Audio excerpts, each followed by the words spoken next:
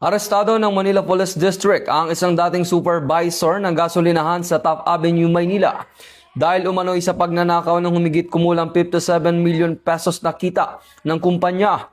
Nahuli ang suspect sa harap ng isang condominium sa Parañaque matapos magsampa ng reklamo ang kanyang dating ahensya.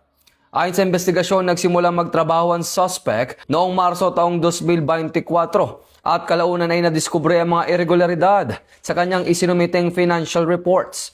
Lumabas na mula halagang 800,000 na arawang benta, 200,000 lamang ang idinideposito at pinipeke ang natitirang halaga. Naging kapansin-pansin din umano ang biglaang pagyaman ng suspect, kabilang ang pagbili ng mamahaling gamit at sasakyan na hindi tugma sa kanyang sahod na nasa 21,000 hanggang 22,000 kada buwan.